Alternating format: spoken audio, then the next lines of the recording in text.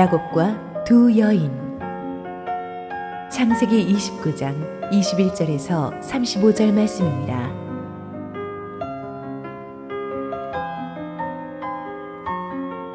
야곱이 라반에게 이르되 내 기한이 찼으니 내 아내를 내게 주소서. 내가 그에게 들어가겠나이다. 라반이 그곳 사람을 다 모아 잔치하고 저녁에 그의 딸 레아를 야곱에게로 데려가매 야곱이 그에게로 들어가니라. 라반이 또 그의 여종 실바를 그의 딸 레아에게 시녀로 주었더라. 야곱이 아침에 보니 레아라. 라반에게 이르되 외삼촌이 어찌하여 내게 이같이 행하셨나이까? 내가 라헬을 위하여 외삼촌을 섬기지 아니하였나이까? 외삼촌이 나를 속이심은 어찌 됨이니이까?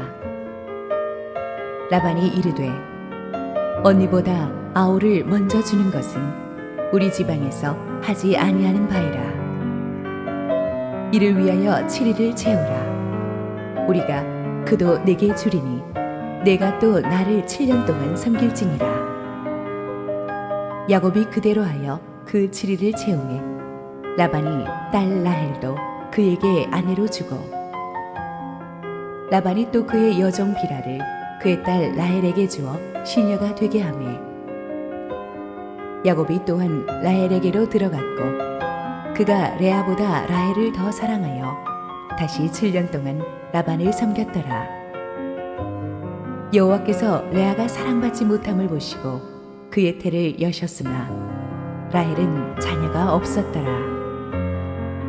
레아가 임신하여 아들을 낳고 그 이름을 루벤이라 하여 이르되 여호와께서 나의 괴로움을 돌보셨으니 이제는 내 남편이 나를 사랑하리로다 하였더라. 그가 다시 임신하여 아들을 낳고 이르되 여호와께서 내가 사랑받지 못함을 들으셨으므로 내게 이 아들도 주셨도다 하고 그의 이름을 시므온이라 하였으며 그가 또 임신하여 아들을 낳고 이르되 내가 그에게 새 아들을 낳았으니 내 남편이 지금부터 나와 연합하리로다 하고 그의 이름을 레위라 하였으며 그가 또 임신하여 아들을 낳고 이르되 내가 이제는 여호와를 찬송하리로다 하고 이로 말미암아 그가 그의 이름을 유다라 하였고 그의 출산이 멈추었더라. 할렐루야. 우리 하나님께 감사와 영광의 박수를 올려드리겠습니다. 우리 함께 기도하시고 말씀 보겠습니다. 주님 은혜를 감사합니다.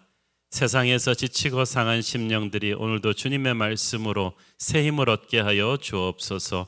부족한 종은 감추시고 오직 주님 홀로 영광 받으시옵소서. 예수님 이름으로 기도했습니다. 아멘.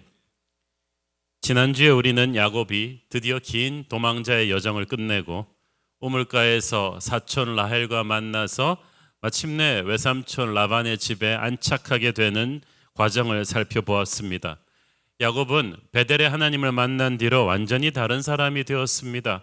소극적이고 내성적이고 이렇게 열등감이 많던 야곱이 적극적이고 긍정적이며 미래지향적인 사람으로 바뀌었어요.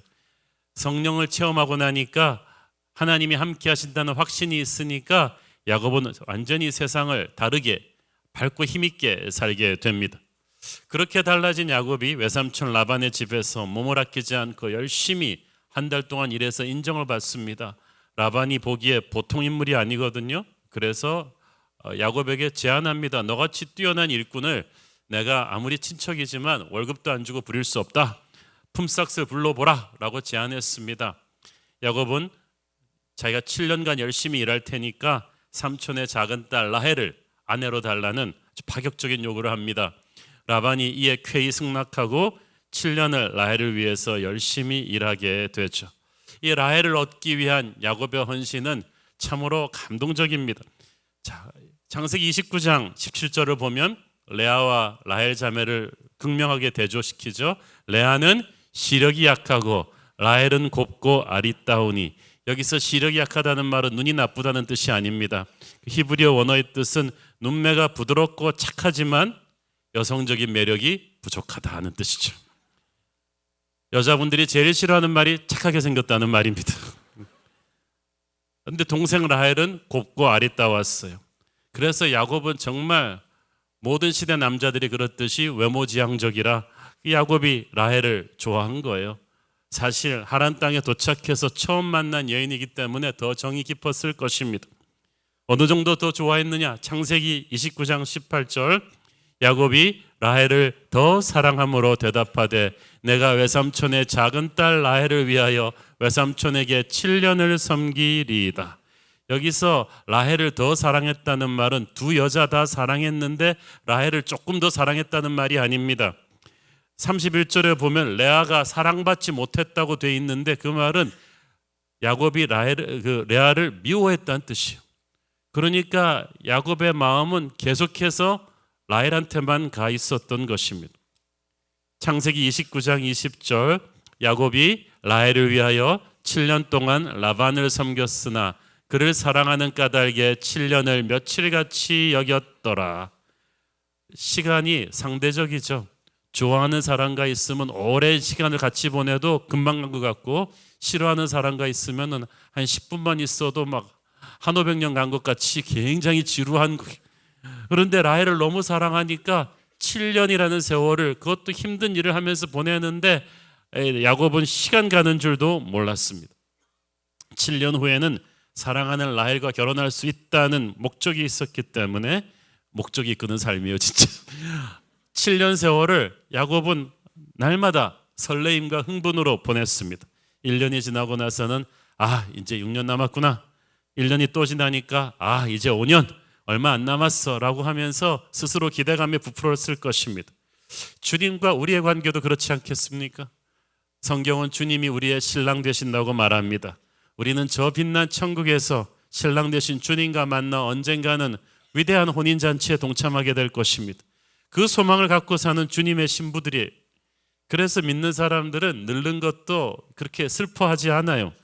늙으면 늙을수록 죽음이 두려운 것이 아니라 예수님을 만날 때가 더 가까이 오기 때문입니다. 라헬을 사랑하면서 이 야곱은 7년을 그렇게 기다립니다. 마침내 때가 찼습니다. 21절 야곱이 라반에게 이르되 내 기한이 찼으니 내 아내를 내게 주소서 내가 그에게 들어가겠나이다. 내 기한이 찼으니 내 아내를 내게 달라는 말은 나는 이제 계약을 다 이수했으니까 삼촌이 약속 지키라는 거예요. 이제 라헬은 내 아내입니다 라고 선포한 것입니다. 이 요구로 미루어 보아서 계약 기간이 만료된 뒤에도 이 라반이 슬금슬금 이렇게 계약을 이행하지 않으려고 서둘지 않은 것 같습니다. 그러니까 야곱이 적극적으로 나서서 삼촌을 보챈 거예요.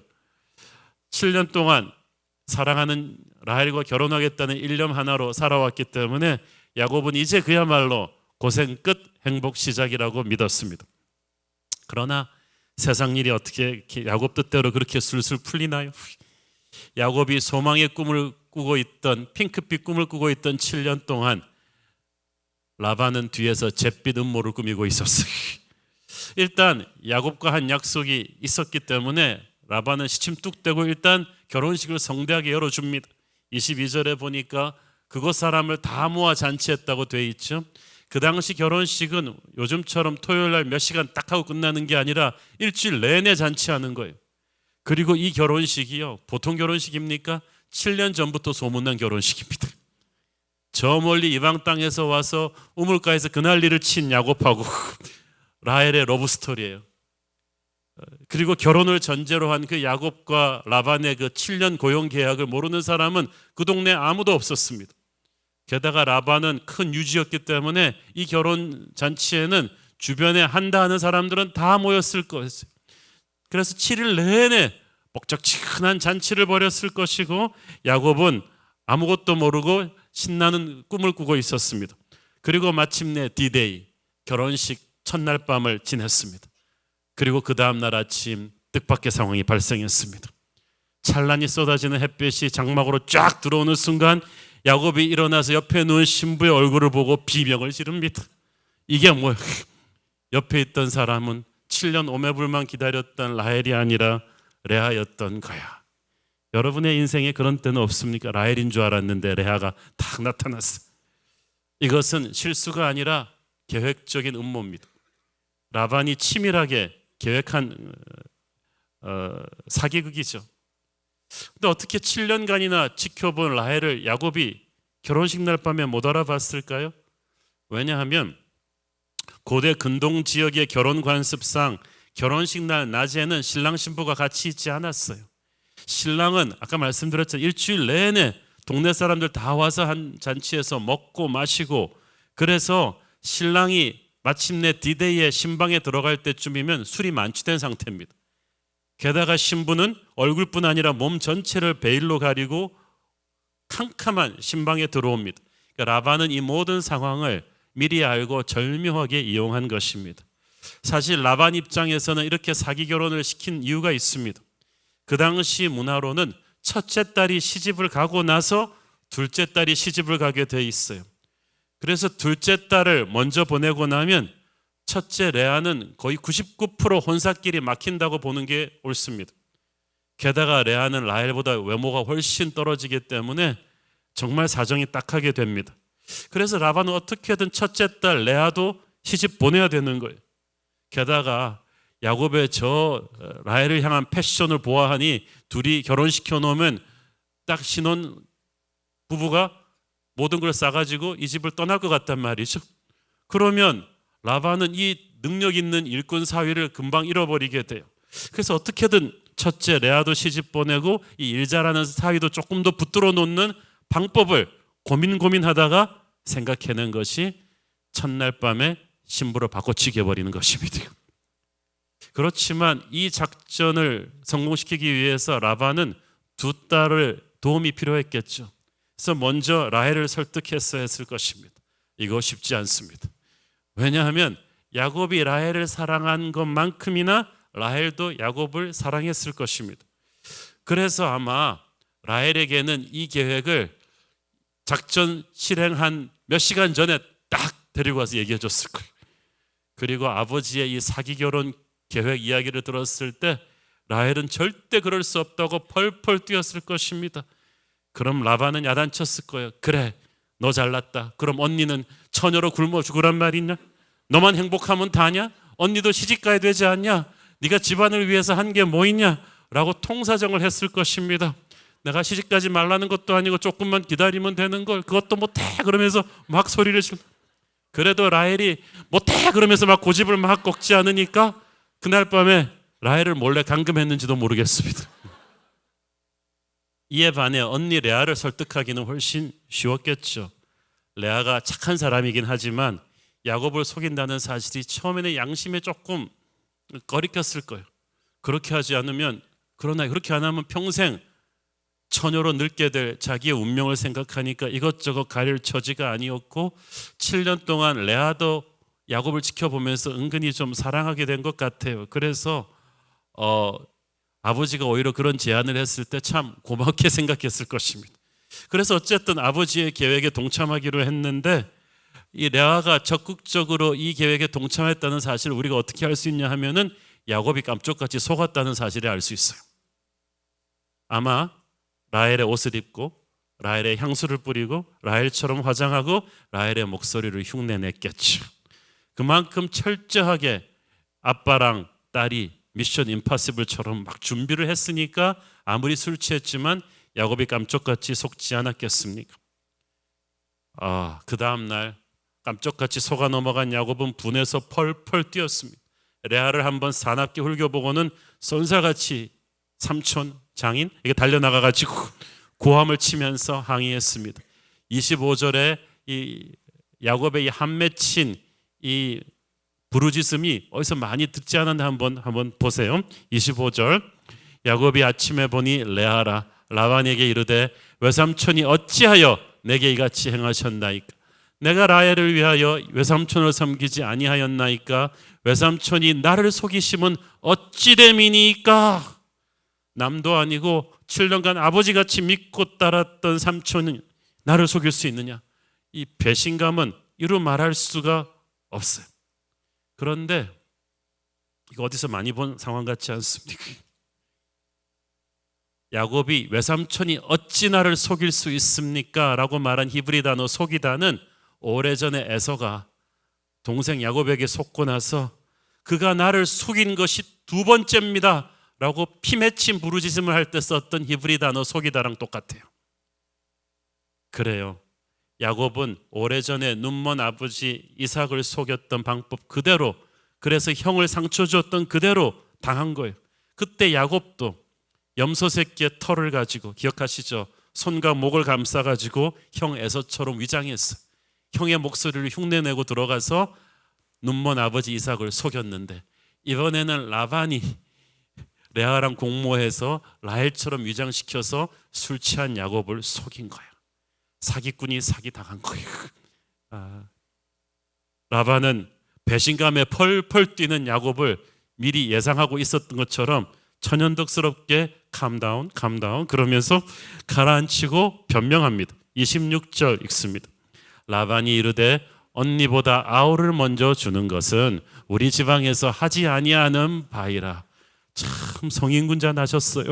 갑자기 법도에 의하면 그렇네 이 사람아. 그런데 우리 집안의 이 관습이 이게 하루아침에 생긴 관습 아니었어요. 7년 전에도 이 관습이 있었는데 7년 전에는 왜 이야기를 안 해요? 아니, 야곱도 그때 그 관습 알고 있었습니다. 그러니까 처음부터 작은 딸 라헬을 달라고 하면서 요구하면서 이 관습이, 이걸 관습을 깨는 거니까 파격적인 오퍼를 한 거죠. 당시 신부 지참금으로 주는 돈의 몇 배나 되는 자기 7년치 연봉을 확 걸어버렸어. 그러면 삼촌이 예외적인 그걸 만들어 줄 거라는 기대를 한 거죠. 그랬더니 그 당시 라반은 그렇다 해주겠다고 말은 안 했지만 마치 그렇게 해줄 것처럼 야곱의 제안을 받아들였잖아요. 그리고 7년간 야곱의 노동력을 마음껏 착취했습니다.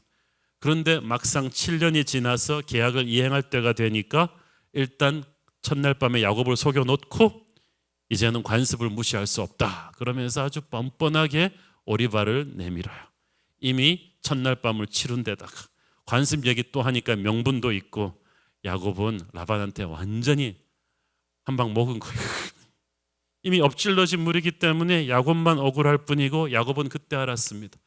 이야, 정말 뛰는 놈 위에 나는 놈이 있다더니 고수네 고수. 처음부터 삼촌은 이럴 계획을 7년 동안 갖고 있었구나. 나는 진심으로 삼촌을 대했는데 삼촌은 복선을 깔고 나를 대했구나. 세상 참 무섭구나. 어릴 적 단팥죽 한 그릇으로 형을 속여서 장자의 명분을 빼앗던 야곱이에요. 털을 위장해가지고 눈먼 아버지를 속이고 형에게 가는 축복 기도를 뺏었던 야곱이에요. 그러니까 자기 원하는 거 얻기 위해서 남 속이는 데는 이골이 난 야곱인데, 야, 자기를 또 사기쳐 먹는 사람이 삼촌일 줄은 누가 알았겠어. 강호는 넓고 고수는 많다. 능그렁이 같은 라반은 허탈감에 사로잡혀 땅에 벌썩 주저앉아 있는 조카 야곱한테 가서 그러지 말고 냉수 한 잔 마시고 내 말 좀 들어봐 그러면서 살살 달래기 시작합니다. 27절 읽습니다. 이를 위하여 7일을 채우라. 우리가 그동안 네게 주리니 네가 또 나를 7년 동안 섬길지니라. 어차피 결혼식 첫날 밤 치렀으니까 어쩌겠냐. 7일을 함께 있어서 레아와의 결혼 절차를 완성해라. 그러면 네가 원하는 둘째 라헬도 시집 보내줄게. 일주일 있다가. 그러면 너는 아내 둘을 얻은 것이 되잖아. 대신 그냥 또 라헬도 지참금이 필요하니까 7년을 더 일해. 무보수로. 결국 라반은 손해보는 게 아무것도 없어요. 딸 둘 시집 보내면서 일 잘하는 야곱의 노동력을 7년도 아닌 14년 동안 그냥 앉아서 무보수로 탁 챙긴 거예요. 야곱은 삼촌의 이 능그렁이 같은 속을 뻔히 알면서도 라헬을 향한 사랑을 이제 와서 포기할 수는 없었습니다. 그래서 그 제안을 그대로 받아들이고 말아요. 처음 7년은, 라헬을 얻기 위한 7년은 꿈을 가지고 일하던 비전의 패션의 7년이었는데, 그 다음 7년이라는 것은 억울함과 일을 가는 분노의 7년이. 처음에는 삼촌한테 어떻게 복수하지 그러면서 일을 갈았을 거예요. 그러다가 성령께서 야곱으로 하여금 자기 자신을 돌아보게 해 주었을 것입니다. 사람들은 대부분 자기가 남한테 상처 준 것은 잘 기억 못해요. 그리고 남한테 자기가 상처받은 것만 생각하기 쉽습니다. 그러나 하나님께서는 이 7년의 억울한 노동기간 동안에 라반을 통해서 야곱이 자기 자신을 보기를 원하셨어요. 여러분, 다른 사람한테 상처 주지 마세요. 다른 사람 눈에 눈물 나게 하지 마세요. 그 상처는 반드시 심은 대로 거두는 법이에요. 하나님의 사람도 마찬가지. 갈라디아서 6장 7절 8절 보십시오. 스스로 속이지 말라. 하나님은 업신여김을 받지 아니하시나니 사람이 무엇으로 심든지 그대로 거두리라. 자기의 육체를 위하여 심는 자는 육체로부터 썩어질 것을 거두고 성령을 위하여 심는 자는 성령으로부터 영생을 거두리라. 야곱은 억울하게 속았으면서도 순순히 라반의 요구에 응하게 된 것은 라헬을 포기할 수 없었기 때문이기도 하지만 오래전 자기가 지은 죄의 실체를 깨달았기 때문이기도 할 것입니다. 믿었던 삼촌에게 속고 나서 이를 갈던 야곱은 비로소 에서의 입장에서 생각해 보게 됐어요. 내 형 에서도 나한테 2번 속을 때마다 이렇게 억울했겠지. 이렇게 피눈물 났겠지. 내가 형을 그렇게 상처 주었는지 몰랐구나. 하나님께서는 종종 다른 일을 통해서 우리의 죄를 보게 하십니다. 라반은 야곱이 스스로의 죄를 볼 수 있는 거울이었어요. 라반을 만남으로써 야곱은 자기 내면의 악을 대면하게 되었습니다. 그리고 충격을 받았습니다. 비로소 자기 눈에 있는 들보를 뽑아내지 않고는 형제의 눈에 있는 티를 뭐라 할 수가 없다는 것을 알았어요. 하나님께서 물론 야곱을 축복하셨죠. 그에게 은혜를 주겠다고 약속하셨죠. 그러나 야곱의 교활한 성품만은 대가를 치르고 부서지고 내려앉음으로써 고쳐져야죠. 그래서 겸손하고 성숙한 축복을 감당할 그릇으로 만드시는 거야. 야곱의 하나님을 향한 열정은 좋았지만 하나님의 축복을 받기 위해서 인간에게 상처를 주는 편법으로 그렇게 하면 안 되는 거예요. 그래서 야곱은 7년 동안 연장된 노동기간 동안 자신이 형에게 저지른 죄를 회개하고 자숙했을 것입니다. 야곱이 자기랑 똑같은 부류의 사람 라반을 만나 배신당하고 상처받지 않았더라면 결코 야곱의 성품은 바뀌지 않았을 거예요. 야곱을 근사한 세미나실에 데리고 가서 남을 속이는 것은 나쁜 일입니다. 이렇게 가르쳤다고 해서 이 야곱이 그걸 배웠겠어요?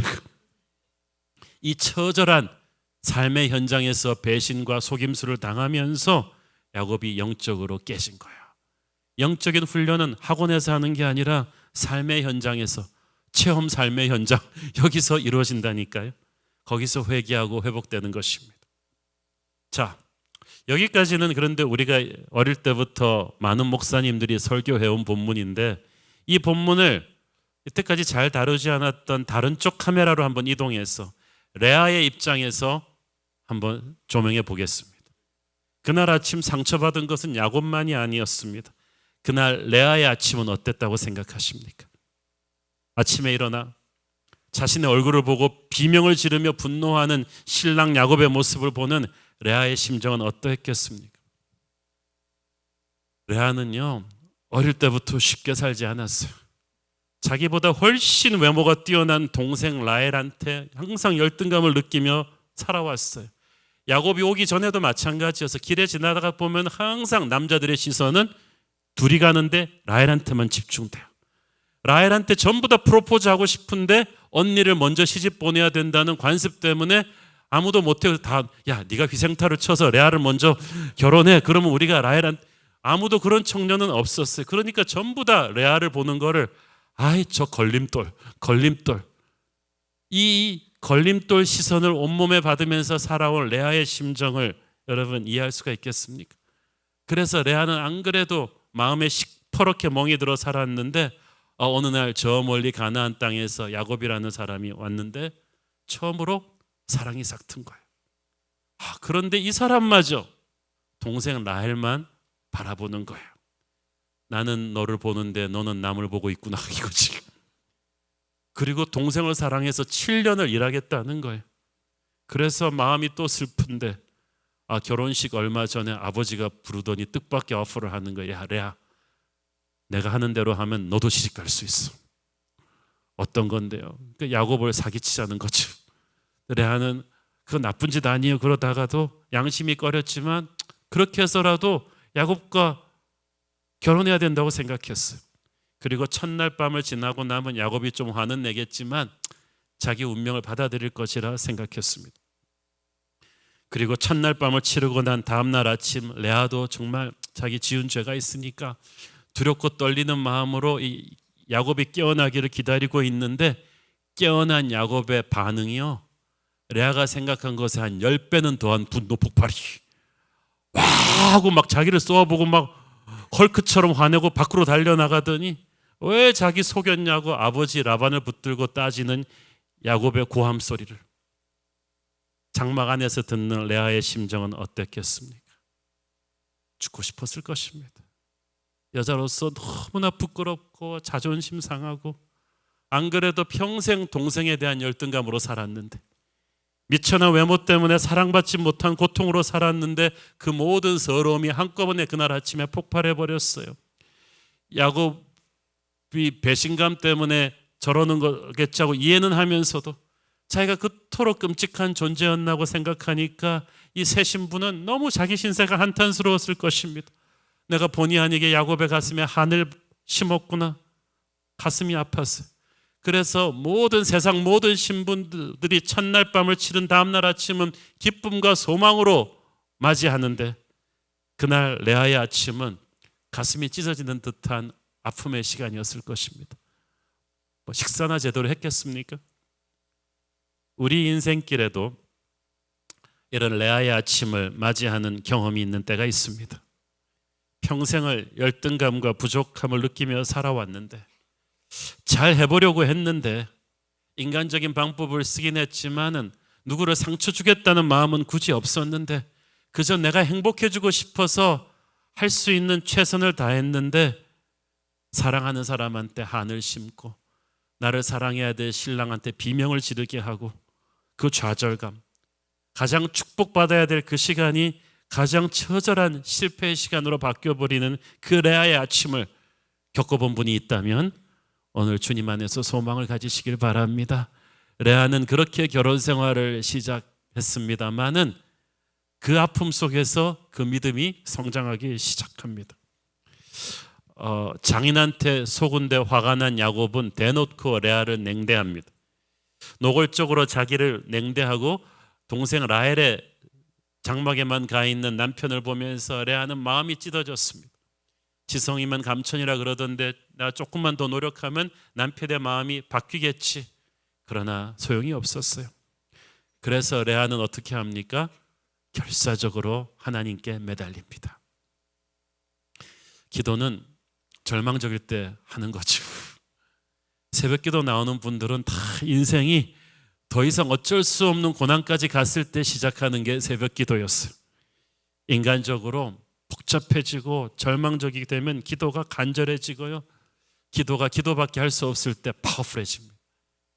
남편한테 실망하고 좌절한 레아는 더 이상 인간적인 방법으로는 남편의 마음을 돌릴 길이 없으니까 결사적으로 하나님께 기도합니다. 하나님은 그런 레아를 축복하셨어요. 그래서 31절에서 레아와 라헬의 운명이 또 바뀝니다. 31절 읽습니다. 여호와께서 레아가 사랑받지 못함을 보시고 그의 태를 여셨으나 라헬은 자녀가 없었더라. 참 희한한 아이러니죠. 야곱이 냉대했던 레아의 태는 열어주셨는데 야곱이 사랑했기 때문에 부러울 것 없을 것 같았던 라헬의 태는 열어주시지 않았습니다. 왜? 라헬은 남편을 의지했고 레아는 하나님을 의지했기 때문입니다. 기도는 아쉬워야 터집니다. 인간적인 도움이 끊어진 상태에서 하나님만 의지하는 마음이 가난한 자의 기도를 하나님은 외면하지 않으세요. 라헬은 가만히 있어도 남편이 사랑해 주니까 아쉬운 게 없어요. 별로 기도할 일이 없어요. 그러나 레아는 신혼 첫날 아침부터 그렇게 처절했기 때문에 결사적으로 하나님을 붙들 수밖에 없었고 그렇게 결사적으로 기도하는 자의 기도를 하나님은 들어주시는 줄 믿습니다. 그래서 레아가 아들 넷을 쫙 낳게 되는 거예요. 첫 아들부터 보겠습니다. 32절. 레아가 임신하여 아들을 낳고 그 이름을 르벤이라 하여 이르되 여호와께서 나의 괴로움을 돌보셨으니 이제는 내 남편이 나를 사랑하리로다 하였도다. 여기서 여호와께서 나의 괴로움을 돌보셨다는 말은 여호와께서 내 괴로움을 잘 살피고 계셨다는 뜻이에요. 하나님이 우리의 괴로움을 잘 아십니다. 그리고 이제는 응답해 주신 거예요. 이제는 내 남편이 나를 사랑하리로다. 그 당시 문화에서는요, 아무리 남편이 총애하는 여인이라도 아이를 낳지 못하면 온 가문의 수치로 여겨졌고, 그런 상황이 오래 지속되면 남편 사랑이 있다가도 없어질 수 있었어요. 반면에 첫 아들을 낳은 부인은 가문의 축복을 받고 식었던 남편의 총애도 다시 돌아오는 경우가 많았습니다. 이제는 남편이 나를 사랑하리라는 르벤의 이름 안에는 레아가 바로 그것을 기대했다는 것을 우리가 알 수 있죠. 그런데 야속하게도 첫 아들을 낳아 주었는데도 야곱의 마음은 레아에게 돌아오지 않았어요. 33절 읽습니다.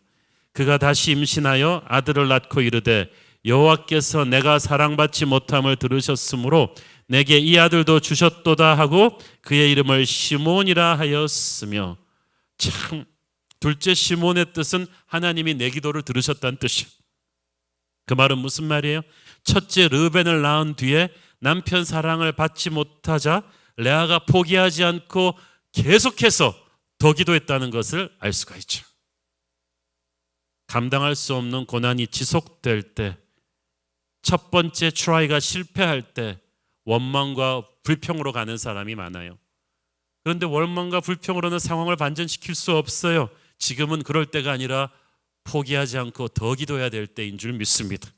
레아가 그렇게 했어요. 첫 번째 트라이에 실패했지만, 첫 아들을 낳고도 남편의 마음이 돌아서지 않았지만 끊임없이 더 기도해서 시므온을 낳은 거예요. 하나님께서는 우리의 포기하지 않는 기도를 응답하십니다. 그리고 셋째까지 나옵니다. 34절 읽습니다. 그가 또 임신하여 아들을 낳고 이르되 내가 그에게 새 아들을 낳았으니 내 남편이 지금부터 나와 연합하리로다 하고 그의 이름을 레위라 하였으며, 둘째를 낳으면서 남편의 마음이 돌아올 거에서 기대했지만 또 안 돌아오니까 또 포기하지 않고 또 기도하는 거. 그래서 레위가 태어난 거야. 그러니까 레위는 두 번의 실패에도 포기하지 않은 끈질긴 기도가 만들어낸 아들이에요. 그래서 레위 지파가 나중에 이스라엘의 예배를 총괄하는 제사장 지파가 되잖아요. 레위의 이름은 이 아들만 태어나면 내 남편이 지금부터 나와 연합하리로다. 이제는 남편이 나를 사랑하겠지라는 처절한, 사랑받지 못한 레아의 마음이에요. 결혼하고 나서 아무 공로 없이 남편 사랑을 잘 받고 있는 분들은 참 감사하셔야 돼요. 남편 사랑받지 못한 레아의 마음이 얼마나 힘들었겠어요. 그리고 넷째 아이가 태어나는데 이 넷째 아이 유다 때는 레아의 인생에, 영적인 인생에 큰 전환점이 일어납니다. 35절 읽습니다. 그가 또 임신하여 아들을 낳고 이르되 내가 이제는 여호와를 찬송하리로다 하고 이로 말미암아 그가 그의 이름을 유다라 하였고 그의 출산이 멈추었더라. 아들은 넷 낳으려면 연년생으로 낳았어도 최소한 4년 5년은 좋게 걸렸을 것입니다. 그 오랜 세월이 지나도록 레아의 노력에도 불구하고 남편은 계속해서 냉장고 같아요. 애 낳았을 때 한두 번 와서 보는 거 외에는, 그래서 레아의 마음은 지칠 대로 지쳤습니다. 상처받았습니다. 남편을 의지한다는 것이 이토록 허무한 것이구나. 그걸 모르고 나는 바보같이 오지 않는 남편의 사랑만 갈망하며 살았구나. 난 참 바보처럼 살았구나. 이래서 남편을 남의 편, 그래서 남편이라 그러나 이러면서 레아가 막 실망을 합니다. 그리고 넷째를 낳을 무렵에 위대한 결심을 합니다. 남편 사랑을 포기하고 오직 하나님만 의지하기로 결단합니다. 그래서 넷째 아이의 이름은 완전히 달라져요. 처음 세 아들 르벤, 시므온, 레위는 전부 남편과 상관이 있는 이름이었어요. 이 아이만 낳으면 남편의 마음이 내게 돌아오리라는 뜻의 이름이었어요. 그런데 넷째는 아니에요. 넷째는 남편이 싹 빠졌어요. 여호와를 찬송하리로다. 그래서 주다, 유다라는 이름이 지어진 거예요. 이제 레아는 더 이상 남편을 언급하지 않습니다. 남편 사랑만 바라고 살았던 자기가 얼마나 허무한 존재인가를 깨달았던 거예요. 이제부터 레아의 마음은 남편만 바라보는 인생에서 하나님을 찬양하는 인생으로 바뀝니다. 남편 바라기에서 주 바라기 인생으로 쫙 바뀐 거예요. 아무리 노력해도 자신을 보지 않는 남편이 아니라 변함없이 자신을 바라보시는 하나님을 바라보기로 결단합니다. 이게 위대한 결단이에요. 우리는 여기서 남편이라는 단어 대신에 우리가 세상적으로 의지하던, 믿고 의지하던 다른 것으로 대체할 수 있겠죠. 어떤 사람한테는 자식이 우상입니다. 자식한테 모든 것을 쏟아놓고 자식이 나를 바라봐주기를, 알아주기를 바랍니다. 이게 채워지지 않을 때 막 화가 나서 고부관계도 막 갈등이 오고 이러는 거예요. 어떤 사람한테는 그 자리에 돈이 있습니다. 친구가 있습니다. 명예가 있습니다. 이런 것을 추구하면 그것이 나를 다시 돌아봐 줄 줄 알지만 천만의 말씀, 믿는 도끼에 발등 찍히죠. 레아처럼 세상적으로 갈망하던 남편이란 존재를 포기했을 때 그는 하나님을 새롭게 발견하게 되었습니다. 여러분의 인생에서 가장 믿고 의지하던 우상에 붙잡는 손을 놓을 때 비로소 주님 한 분만으로 만족하게 될 것입니다. 우리가 세상에서 가장 믿고 의지했던 그 사람이 우상일 수가 있어. 그 사람이 나를 다시 사랑해 주지 않을 때 우리는 버림받았다고 생각하지만 우리는 그때 하나님을 붙잡게 될 것입니다. 자, 넷째를 낳을 때까지 레아가 신앙이 없던 건 아니었어요. 그렇지만 신앙이 편협했어요. 아들을 낳기 위해서, 그래서 아들을 낳아서 남편의 사랑을 얻기 위해서 하나님을 이용한 기도였어요.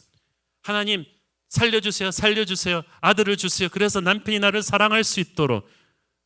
그러나 세 번째 그 기도의 바람이 깨어지면서 응답을 받았지만 남편은 자기를 사랑해 주지 않으면서 레아가 변했어요. 비로소 영적으로 철이 든 거예요. 기도란 영적으로 철이 들 때 그때는 기도가 찬양으로 갑니다. 이제는 하나님의 힘을 이용해서 내 야심을 이루는 것이 아니라 나의 뜻을 꺾어서 하나님한테 온전히 바치게 되죠. 그것이 바로 유다입니다. 이렇게 한 맺힌 기도가 하나님 중심의 찬양으로 승화되었을 때 태어난 아들이 바로 유다예요. 이 유다는 훗날 12지파 중에서 가장 축복받는 가장 왕성한 지파가 되고 이 유다에서 저 빛나는 갈렙이 태어나고 다윗이 태어나고 예수 그리스도가 태어나십니다. 할렐루야. 엄청난 축복의 본물이 터져 나오는 12지파의 핵심 유다는 어떻게 탄생합니까? 라헬이 유다를 낳지 않고 레아가 낳았어요. 인생이 공평하지 않아요? 레아가 인간적인 모든 집념과 한을 내려놓고 오직 주님 한 분만 찬양하게 되었을 때 주님께서 부어주신 축복이 바로 유다의 기적이에요. 우리도 그럴 것입니다. 여러분이 인간적으로 의지하던 것이 무너졌을 때, 여러분이 사랑했던 그 대상이 여러분을 다시 사랑해 주지 않을 때 사람의 위로와 보상을 기대하지 마십시오. 왜 헛된 것을 구하십니까? 참된 위로는 오직 하나님께로만 오는 것을, 하나님은 여러분의 영혼이 부서지는 바로 그 순간을 기다리고 계셨다는 것을 시편 34편 18절을 보십시오. 여호와는 마음이 상한 자를 가까이 하시고 중심으로 통회하는 자를 구원하시는도다. 레아를 두고 한 얘기입니다. 레아는 마음이 상했어요. 평생 동생에 대한 열등감, 버림받고 무시당한 사람입니다. 남편한테 냉대받은 사람입니다. 그러나 레아는 하나님을 붙잡은 손을 포기하지 않았어요. 그래서 눈물로 기도하고 하나님을 찬양하는 레아를 하나님은 결코 박대하지 않으시고 내 아들을 낳게 하시고 예수 그리스도의 왕가 유다를 거기서 태어나게 하십니다. 제가 최근에 읽은 에세이집의 타이틀이 뭐냐 하면 Turning your scars into stars. 당신의 상처를 별이 되게 하시는 하나님이에요. 멋있지 않습니까? 상처, 스카를 별, 스타가 되게 하시는 하나님. 오늘의 본문에서 저는 그것을 봅니다. 라헬이 받지 못한 축복을 레아가 받았어요. 눈물로 기도하며 나가던 그 레아를, 그 상처를, 라헬처럼 화려한 사람들이 받지 못하던 은혜를 하나님이 레아에게 주셨습니다. 하나님의 상처 치유, 그것은 하나님의 기적이에요. 하나님의 기적은 어쩌면 우리의 상처와 아픔으로부터 시작될지 모릅니다. 오늘날 우리 가운데 버림받고 실패한 사람들, 그래서 레아처럼 마음이 슬픈 사람들, 누구든지 예수 이름을 부르십시오. 여러분의 상처를 주님이 만지셔서 별이 되게 하실 것입니다. 사랑받지 못한 레아의 상처를 우리 주님이 만지셔서 저 빛나는 유다 가문을 창조시키셨듯이 오늘도 우리의 상처를 만지셔서 별이 되게 하실 하나님을 찬양합니다. 기도하겠습니다. 주님 은혜를 감사합니다. 사랑받지 못한 레아가 하나님을 붙잡고 기도하고 찬양했을 때 하나님께서 놀라운 축복을 주신 것을 봅니다. 우리의 인생도 레아처럼 하나님의 은혜를 받게 하옵소서. 예수님 이름으로 기도했습니다. 아멘.